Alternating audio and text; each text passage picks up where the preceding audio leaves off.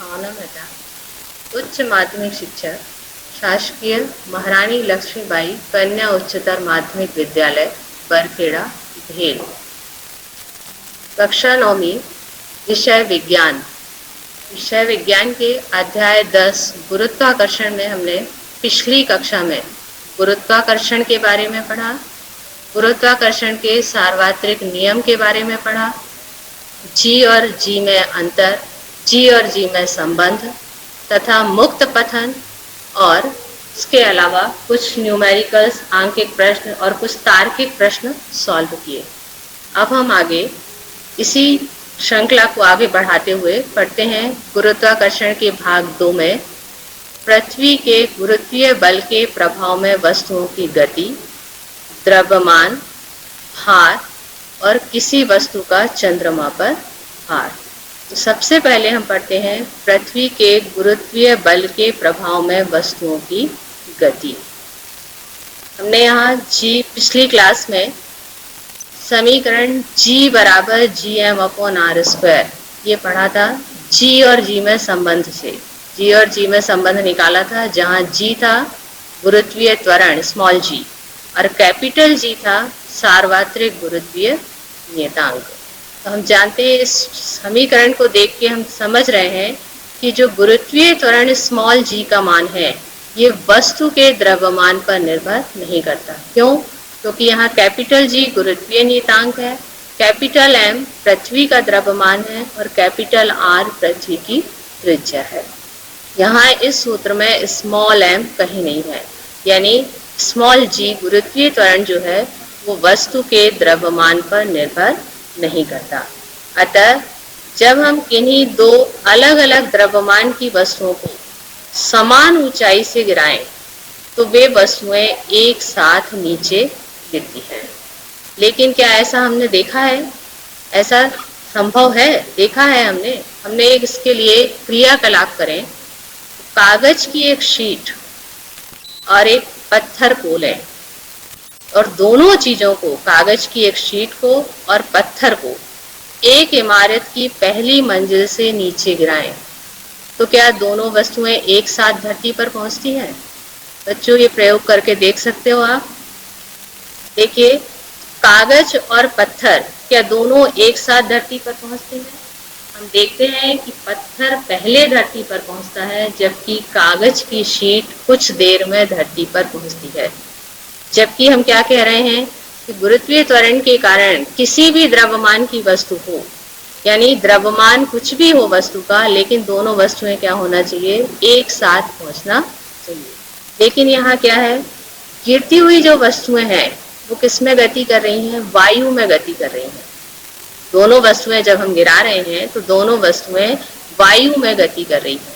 तो गिरती हुई गतिशील वस्तुओं पर घर्षण के कारण वायु प्रतिरोध आरोपित करती है।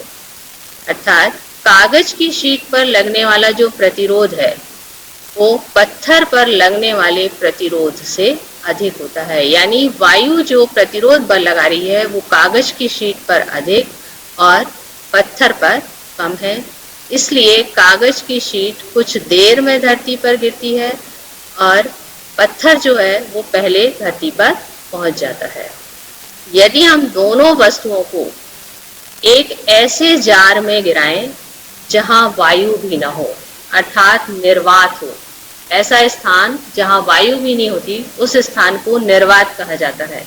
यदि हम ऐसा एक जार लें जिसमें वायु भी ना हो और यदि हम दोनों वस्तुओं को एक साथ एक ऊंचाई से गिराएं तो दोनों वस्तुएं एक साथ नीचे पहुंचेंगी।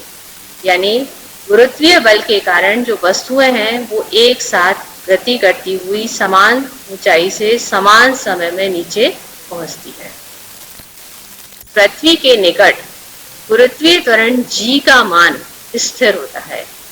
इसके लिए यदि हम गति के समीकरण को समझें तो पिछले अध्याय में हमने गति के समीकरण पढ़े हैं। यदि पहला समीकरण देखिए, v = u + gt, यहाँ हमने पढ़ा था v = u + at। a वहाँ क्या था? त्वरण था। अब ये सारे समीकरण, प्रथम, द्वितीय एवं तृतीय समीकरण, ये किसके अनुसार है, गुरुत्वीय त्वरण के अनुसार है। यानी यहाँ हम त्वरण की जगह क्या लेंगे, गुरुत्वीय त्वरण। तो पहला समीकरण हो जाएगा v is equal to u plus g T.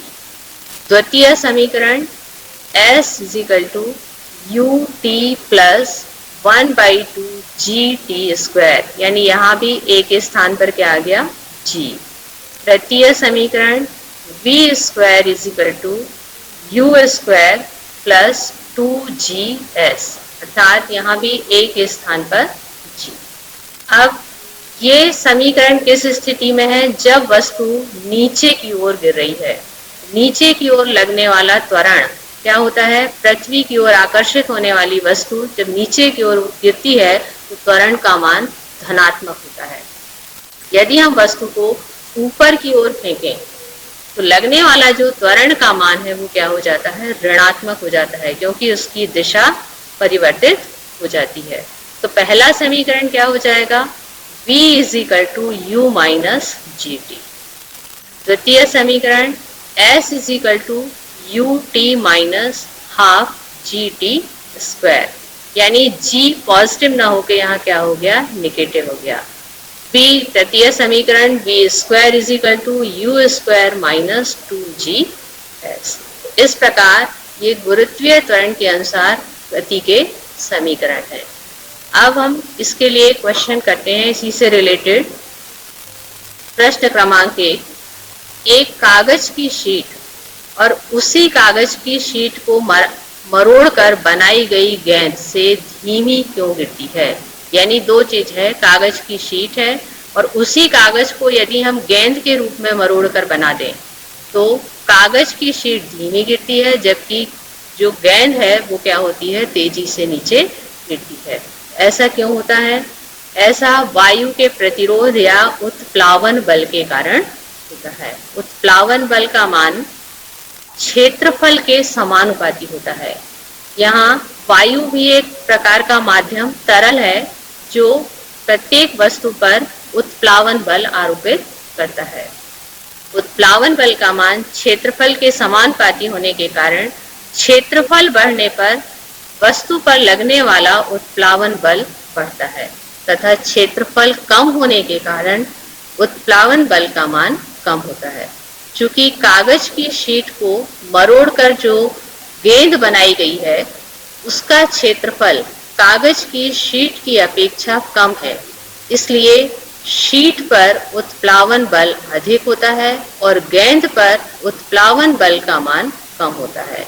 इसलिए कागज की शीट पर उत्प्लावन बल का मान अधिक होने के कारण शीट गेंद की अपेक्षा धीमी गति से नीचे गिरती है।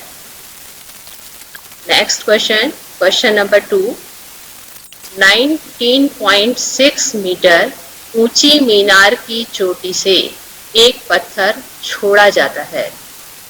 पृथ्वी पर पहुंचने से पहले इसका अंतिम वेग ज्ञात कीजिए।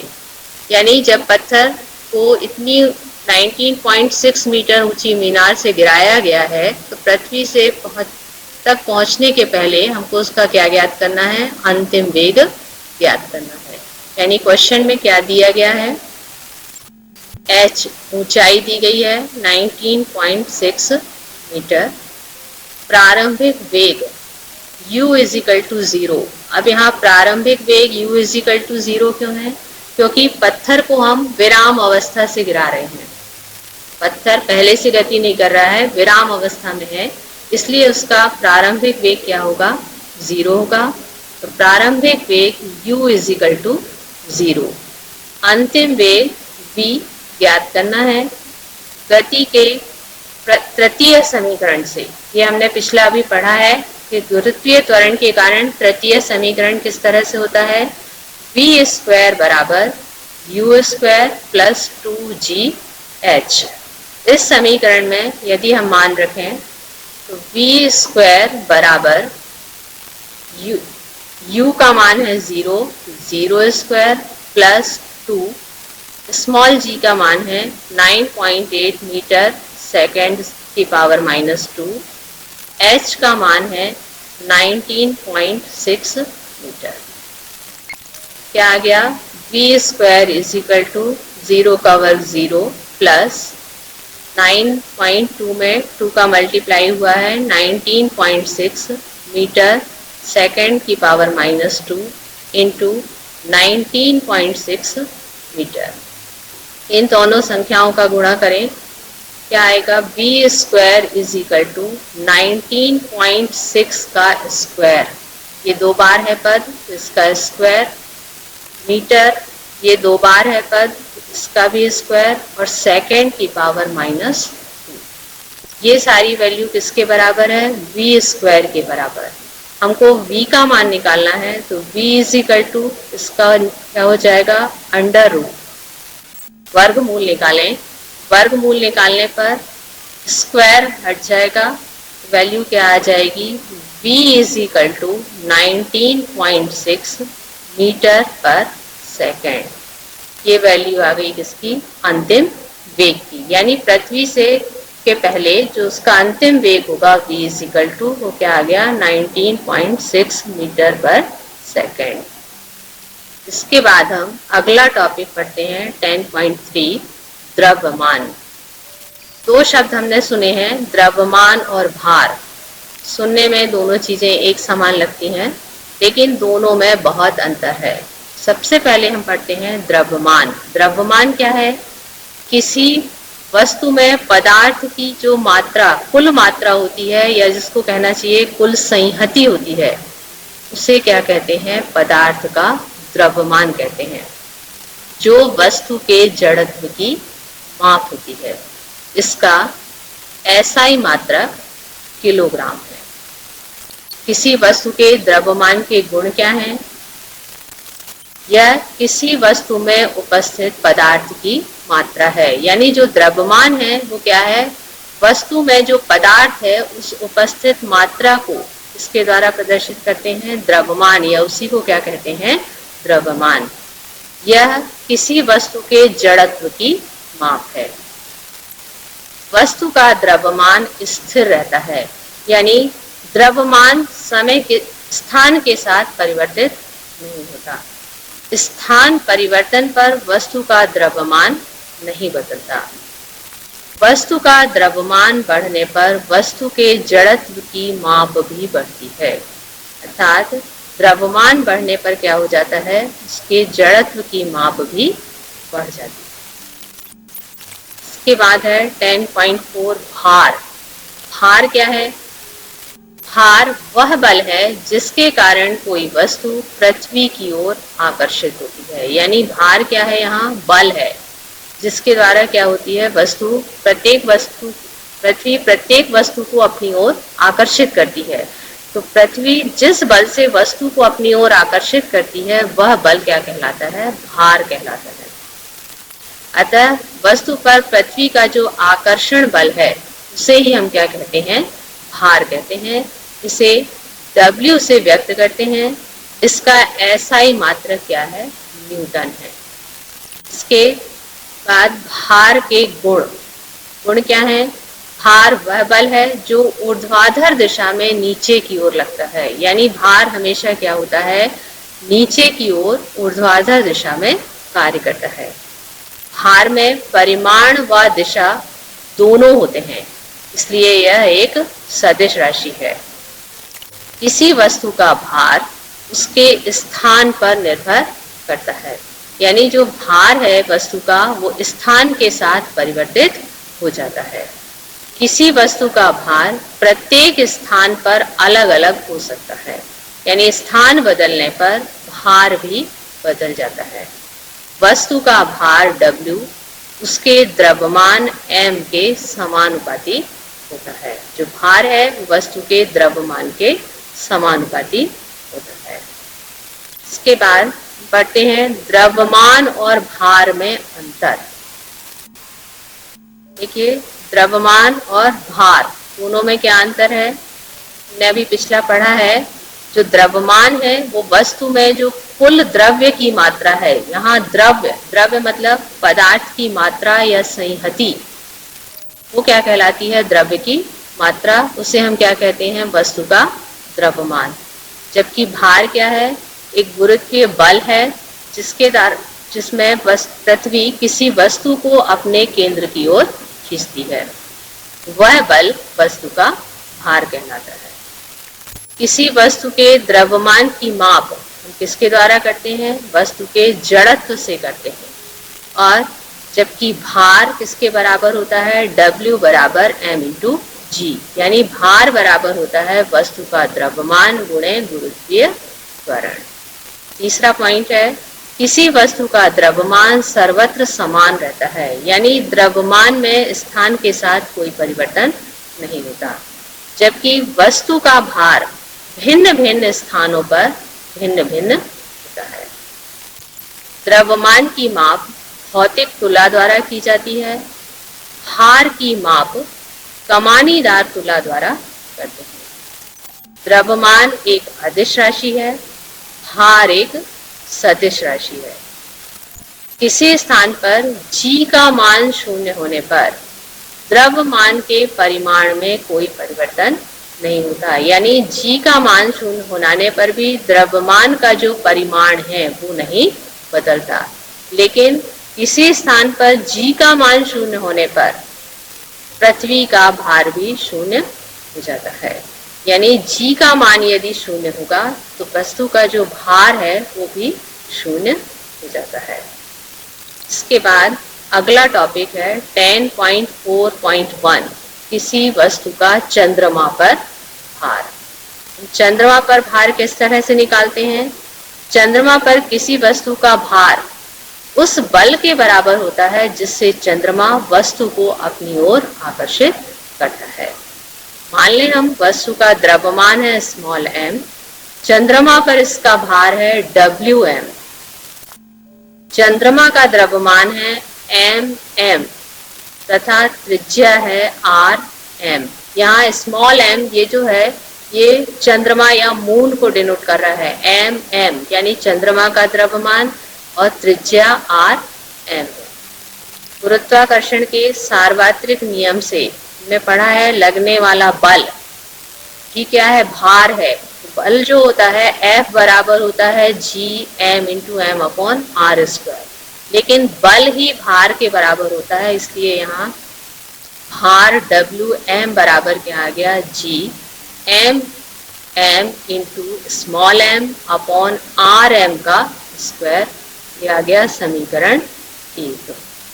आगे वस्तु का पृथ्वी पर भार मान लें हम कितना है? We, और पृथ्वी का द्रव्यमान है कैपिटल M, पृथ्वी की त्रिज्या है कैपिटल R, तो वस्तु का पृथ्वी पर भार, अब हम उसी नियम के अनुसार देखें तो We is equal to G, M ये पृथ्वी का द्रव्यमान और स्मॉल m ये वस्तु का द्रव्यमान अपॉन R स्क्वायर, R क्या है? पृथ्वी की त्रिज्या। ये आ गया समीकरण 2। यदि चंद्रमा का द्रव्यमान, यहाँ हम वैल्यू रखें, चंद्रमा का द्रव्यमान जो हमने पिछले इसमें निकाला है, देखिए पिछले सूत्र में मान रखना है यहाँ m, यहाँ ये क्या है? चंद्रमा का द्रव्यमान है। समीकरण 1 में वैल्यू रखी जा रही है, तो चंद्रमा का द्रव्यमान 7.36 इंटू 10 की पावर 22 और त्रिज्या कितनी है? 1.74 इंटू 10 की पावर 6 मीटर। समीकरण 1 में वैल्यू रखें तो Wm is equal to G 7.36 into 10 की power 22 into m upon 1.74 into 10 की पावर 6 का स्क्वायर। इसको सॉल्व करें तो Wm is equal to G 7.36 into 10 की पावर 22 इंटू m अपॉन, नीचे स्क्वायर को सॉल्व किया गया है 1.74 का स्क्वायर इंटू 10 की पावर यहाँ हो गई 12।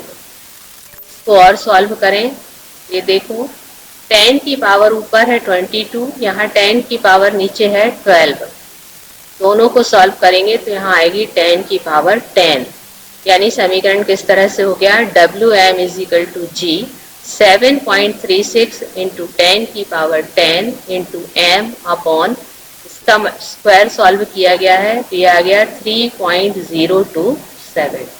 इसको सॉल्व करने पर आ गया WM is equal to 2.431 into 10 की power 10 into G into M। ये आ गया समीकरण 3। इसी प्रकार पृथ्वी का द्रव्यमान 5.98 इंटू 10 की पावर 24 किलोग्राम, पृथ्वी की त्रिज्या 6.37 इंटू 10 की पावर 6 किलोमीटर। इसको हम समीकरण 2 में वैल्यू रखें तो WE is equal to G, यहाँ पृथ्वी का द्रव्यमान की वैल्यू रखी गई है 5.98 इंटू 10 की power 24 into small m upon R की वैल्यू रखी गई है 6.37 इंटू 10 की पावर 6 का होल स्क्वायर। इस समीकरण को सॉल्व करने पर WE is equal to G 5.98 into 10 की पावर 24 इंटू m अपॉन 6.37 का स्क्वायर इंटू 10 की पावर 12। इस 10 की पावर को सॉल्व करते हैं तो ऊपर है पावर 24, नीचे है 12, तो ये आ गई पावर 10 की पावर 12। यानी समीकरण क्या हो गया, WE is equal to G 5.98 into 10 की पावर 12 इंटू m और अपॉन में इसका स्क्वायर सॉल्व किया तो आ गया 40.57। इसको सॉल्व करने पर WE is equal to 0.147 into 10 की पावर 12 G इंटू M। यदि हम इसको इस तरह से लिखें 1.47 तो यहाँ 10 की पावर हो जाएगी 11, तो ये WE का मान क्या आ गया 1.47 इंटू 10 की power 11 into G into M। ये आ गया समीकरण 4। अब समीकरण 3 और समीकरण 4, समीकरण 3 में निकाला गया था चंद्रमा पर भार और समीकरण 4 में निकाला गया है वस्तु का पृथ्वी पर भार। दोनों की तुलना करें तो WM upon WE is equal to, यहाँ वैल्यू रख दी गई है WM की 2.431 इंटू 10 की power 10 into G into M। यहाँ WE की वैल्यू रखी गई है 1.47 इंटू 10 की power 11 into G into M। G से G कैंसिल हो गया, M से M। यहाँ पावर इसको भी सॉल्व किया गया तो ये आ गया WM WE is equal to 0.165। इसको सॉल्व करने पर आया 1/6, यानी वस्तु का चंद्रमा पर भार बटे वस्तु का पृथ्वी पर भार बराबर होता है 1/6। फिर यह गुणा यदि कर दें तो वस्तु का चंद्रमा पर भार बराबर 1/6 इंटू वस्तु का पृथ्वी पर भार, यानी जो चंद्रमा पर भार है वस्तु का वो पृथ्वी के भार का 1/6 गुना होता है। इसी से रिलेटेड यदि एक क्वेश्चन सॉल्व करते हैं, क्वेश्चन नंबर 1, एक 10 किलोग्राम की वस्तु का पृथ्वी पर तथा चंद्रमा पर भार क्या होगा। इसको निकालते हैं तो हमने अभी पिछले उसमें पढ़ा था कि भार W बराबर होता है M इंटू G। G की वैल्यू है 9.8 मीटर पर सेकेंड स्क्वायर। क्वेश्चन में दिया गया है M is equal to 10 kilogram. सूत्र में मान रखेंगे तो भार W बराबर 10 इंटू 9.8, यानी W is equal to 98 newton. तो वस्तु का चंद्रमा पर भार क्या होता है 1.6 इंटू वस्तु का पृथ्वी पर भार, यानी चंद्रमा पर भार निकालना है हमको तो चंद्रमा पर जो भार है वो वस्तु के भार का 1/6 होता है। आगे देखें, वस्तु का चंद्रमा पर भार क्या हो जाएगा 1/6 इंटू 98। वस्तु का चंद्रमा पर भार बराबर 16.33 न्यूटन। इस प्रकार से एक इसका निकल आया पृथ्वी पर भार और चंद्रमा पर भार। अगला क्वेश्चन है, एक वस्तु का भार पृथ्वी की सतह पर मापने पर 10 न्यूटन आता है, इसका भार चंद्रमा की सतह पर मापने पर कितना होगा। हल करते हैं। हमको पता है कि चंद्रमा पर वस्तु का जो भार होता है वो वस्तु का पृथ्वी पर जो भार है उसका 1/6 गुना होता है। तो चंद्रमा पर यदि वस्तु का भार WM है तो WM is equal to 1/6 into WE। Question में दिया गया है WE is equal to 10 newton. WM हमको ज्ञात करना है। WM is equal to 1/6 into 10 newton. इसको सॉल्व करेंगे तो WM is equal to 1.67 newton, यानी इसका चंद्रमा पर भार कितना आ गया 1.67 न्यूटन। इसके बाद क्वेश्चन नंबर 3, चंद्रमा की सतह पर गुरुत्वीय बल पृथ्वी की सतह पर गुरुत्वीय बल की अपेक्षा 1/6 गुना है। एक 10 किलोग्राम की वस्तु का चंद्रमा पर तथा पृथ्वी पर न्यूटन में भार क्या होगा। इस क्वेश्चन में भी देखिए, पृथ्वी का गुरुत्वीय बल ये हमको पता है 9.8 मीटर पर सेकंड स्क्वायर होता है, और प्रश्न के अनुसार हमको बताया गया है कि चंद्रमा का गुरुत्वीय बल पृथ्वी के गुरुत्वीय बल का 1/6 गुना है। अतः चंद्रमा पर गुरुत्वीय बल बराबर क्या हो जाएगा 1/6 इंटू पृथ्वी पर गुरुत्वीय बल। तो चंद्रमा पर यदि हम गुरुत्वीय बल का मान निकालें तो कितना आ जाएगा 1.6 इंटू 9.8 मीटर पर सेकंड स्क्वायर। इसको हल करेंगे तो ये आ जाएगा 1.63 मीटर पर सेकंड स्क्वायर। क्वेश्चन में दिया गया है वस्तु का भार 10 किलोग्राम। किसी भी वस्तु का भार इस सूत्र से निकालते हैं W is equal to M into G। अब हम पृथ्वी पर यदि वस्तु का भार निकालें तो पृथ्वी पर M दिया गया है क्वेश्चन में हमको 10 किलोग्राम, और पृथ्वी पर गुरुत्वीय बल का मान कितना होता है 9.8 मीटर प्रति सेकंड स्क्वायर। इसको सॉल्व करने पर आता है 98 किलोग्राम मीटर पर सेकंड स्क्वायर, या इसको हम कह सकते हैं 98 न्यूटन। ये जो है किलोग्राम मीटर पर सेकंड स्क्वायर, इसी को एक नाम दिया गया है न्यूटन। तो पृथ्वी पर वस्तु का भार आ गया 98 न्यूटन। इसी प्रकार अब हम चंद्रमा पर वस्तु का भार निकालें तो चंद्रमा पर वस्तु का भार उसी सूत्र से W is equal to M into G से वस्तु का द्रव्यमान M दिया गया है 10 किलोग्राम, और चंद्रमा पर गुरुत्वीय बल का मान हमने कैलकुलेट किया था 1.63 मीटर प्रति सेकंड स्क्वायर। चंद्रमा पर वस्तु का भार कैलकुलेट करने पर आ गया 16.3 किलोग्राम मीटर प्रति सेकंड स्क्वायर, यानी यही चीज फिर वही किलोग्राम मीटर पर सेकंड स्क्वायर, इसको एक नाम दे दिया गया न्यूटन। तो चंद्रमा पर वस्तु का भार आ गया 16.3 न्यूटन। अतः दी गई वस्तु का पृथ्वी पर भार है 98 न्यूटन और चंद्रमा पर भार है 16.3 न्यूटन।